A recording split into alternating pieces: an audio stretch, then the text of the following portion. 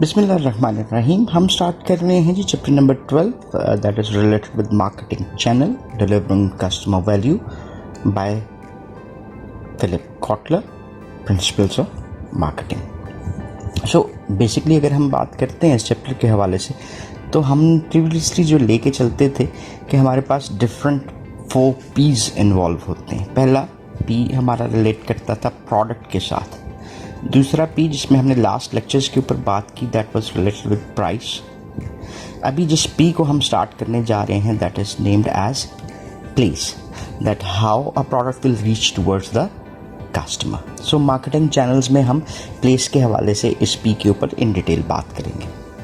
So let's understand the basic concept regarding supply chain और value delivery networks क्या होते हैं।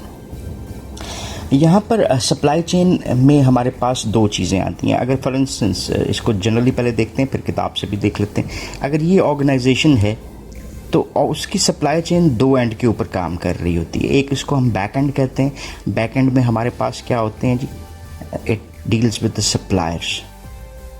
सप्लायर्स बेसिकली अगर हम सिंपल बात करें तो they deal with the raw materials जो कि हमें किसी भी प्रोडक्ट और सर्विस को क्रिएट करने के लिए रिक्वायर्ड हैं। और जब ऑर्गेनाइजेशन का फ्रंट एंड आता है तो वहाँ पे क्या आते हैं, आपको नज़र आते हैं डिस्ट्रीब्यूटर्स। ये डिस्ट्रीब्यूटर्स कौन होते हैं, जो कि फिनिश्ड प्रोडक्ट को कहाँ तक पहुँचाते हैं, टुवर्ड्स द कस्टमर और कंज्यूमर्स। सो प्रोड्यूस करना किसी भी प्रोडक्ट को, सर्विस को और मेक करना अवेलेबल इसको जहाँ पे बायर्स इसको चाह रहे होते हैं, और फिर उनके साथ एक रिलेशनशिप भी क्रिएट करना, ये एक की कॉन्सेप्ट आ जाता है मार्केटिंग के हवाले से। और सप्लाई का बेसिक कॉन्सेप्ट भी आपको इसी के इर्द गिर्द रिवॉल्व करता हुआ नज़र आता है। इस सारे प्रोसेस को कि जिसमें हमने ये सारा काम किया ही हम क्या कहते हैं, that is termed as a supply chain. So वो तमाम सर्विसेज जो कि किसी भी प्रोडक्ट को बायर के तक अवेलेबल करने में इन्वॉल्व होती हैं, वो कंपनी की सप्लाई चेन कहलाती है। इस सप्लाई चेन में हम अपस्ट्रीम भी देखते हैं और डाउनस्ट्रीम पार्टनर्स भी देखते हैं। जैसे हमने ये कहा, ये हमारे अपस्ट्रीम पार्टनर्स हैं और ये हमारे डाउनस्ट्रीम पार्टनर्स भी होते हैं। अपस्ट्रीम को अगर थोड़ा सा एक्सप्लेन करते हैं किताब के हवाले से, तो ये upstream from the company is that the set of firm that supply the raw materials component parts. देखिए जी, कुछ चीज़ें आ गई, raw materials, component parts, information, finances and expertise needed कि वो आप किसी भी प्रोडक्ट और सर्विस को क्रिएट कर सकें। लेकिन जहाँ तक मार्केटर की बात है, मार्केटर्स ट्रेडिशनली आपको फोकस करते हुए नज़र आते हैं किसके ऊपर, डाउनस्ट्रीम के ऊपर। ठीक है, ये downstream of the supply chain किसको कॉन्स्टिट्यूट करती है, ये है जी पहले मार्केटिंग चैनल्स भी कहते हैं इसको, और हम डिस्ट्रीब्यूशन चैनल भी कहते हैं। बेसिकली ये डील करते हैं कस्टमर्स को। सो डाउनस्ट्रीम मार्केटिंग चैनल्स जो हैं उसमें आपको चैनल पार्टनर्स नज़र आते हैं, जैसे होलसेलर्स हो गए और रिटेलर्स हो गए, और ये वाइटल कनेक्शन क्रिएट करते हैं between the firms and the customer. So ये तो हमारे पास आ गया जी, सप्लाई चेन के हवाले से एक एक्सप्लेनेशन आ गई। जो न्यू मार्केटिंग एरा है उसमें हम सप्लाई चेन के अलावा भी कुछ लफ्ज़ों को यूज़ करते हैं, या वो जो सप्लाई चेन से ज़रा एक्सटेंडेड आपको नज़र आती है। सो यहाँ पर आपको ये नज़र आ रहा है कि the supply chain may be too limited. ये वर्ड आपको लिमिटेड नज़र आता है। It takes a make and sell, नई टर्म हम इसको यूज़ कर रहे हैं, make and sell view of the business. ये सजेस्ट करता है कि raw materials, productive inputs and factory capacity should serve as the starting point for market planning.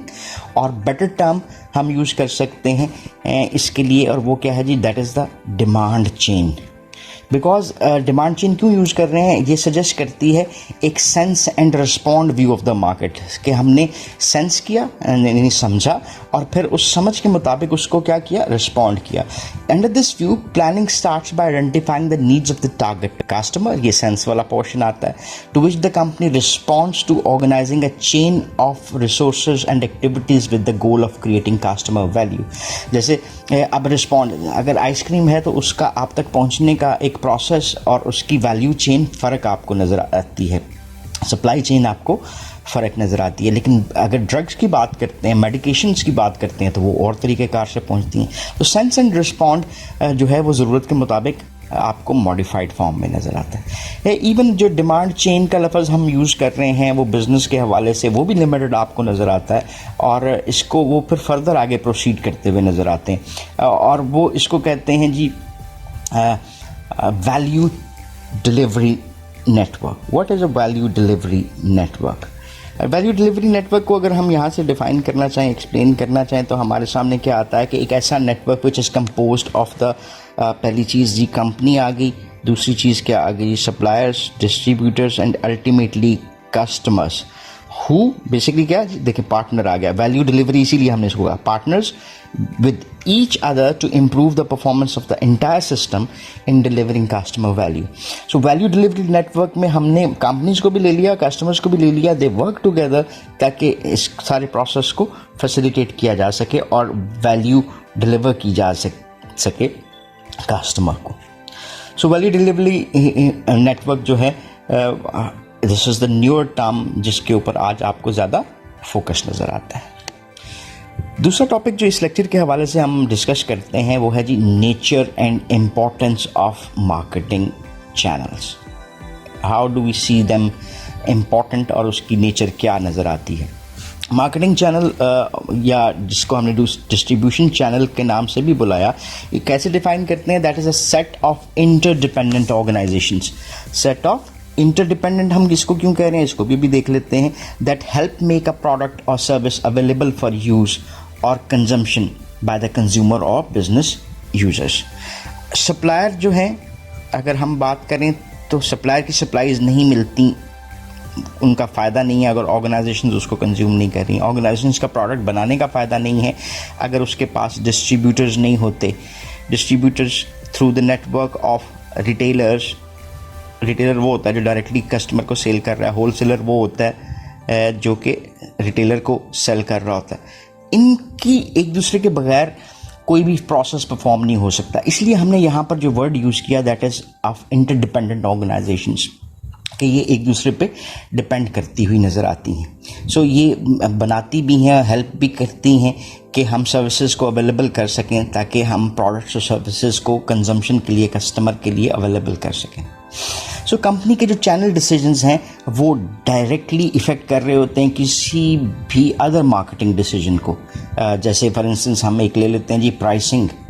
आपकी प्राइसिंग डिपेंड करती है कि कंपनी जो है वो कितने आपके जो सप्लाई चेन मेंबर्स हैं या मार्केटिंग चैनल्स और डिस्ट्रीब्यूशन चैनल्स हैं उनके साथ डील कर रही है। अगर आप high quality specialty store use करते हैं और sales directly to the customers via the web, तो ये फ़र्क हो गया।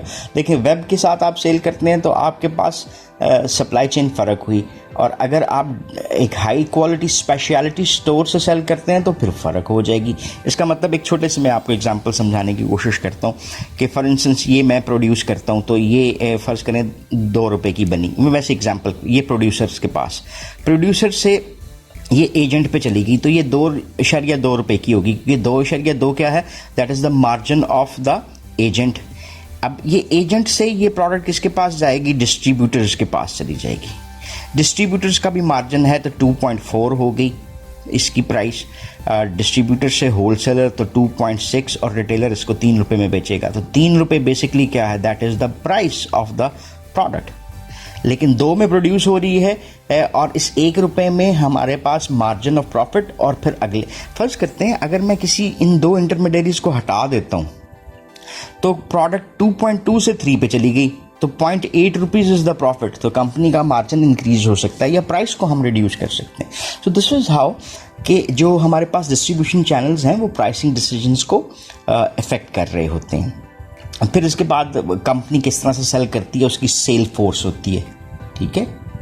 उसकी सेल्स फोर्स, उसका कम्युनिकेशन डिसीजंस डिपेंड कर रहे होते हैं on how much persuasion, training, motivation and support it's channel partners need, कि आपको सेल करने के लिए जो चैनल पार्टनर्स हैं उनको किस हद तक ये तमाम चीज़ें, ट्रेनिंग चाहिए, मोटिवेशन चाहिए, सपोर्ट चाहिए कि वो मार्केट में चीज़ों को सेल आउट कर सकें। सो डिस्ट्रीब्यूशन चैनल्स उनसे हैं, अगर हम उसको देखें तो इनकी एक लॉन्ग टर्म कमिटमेंट होती है अदर फर्म्स के साथ। जैसे कंपनीज लॉन्ग टर्म में उनके साथ काम कर रही हैं और उनकी प्रोडक्ट्स को उन्होंने मार्केट में सेल करना होता है। यहाँ तक हम अपने रखते हैं नेचर एंड इम्पॉर्टेंस को। नेक्स्ट लेक्चर में हम नेचर एंड इम्पॉर्टेंस के टॉपिक को थोड़ा सा और कंटिन्यू करेंगे और हम बात करेंगे कि ये जो चैनल मेंबर्स हैं, जैसे हमने कहा था डिस्ट्रीब्यूटर आ गए, हमारे पास होलसेलर्स आ गए, ये एज अ होल क्या वैल्यू ऐड करते हैं सारे प्रोसेस में।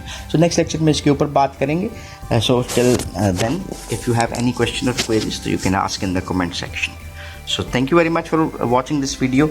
Have a nice time. अल्लाह हाफिज़।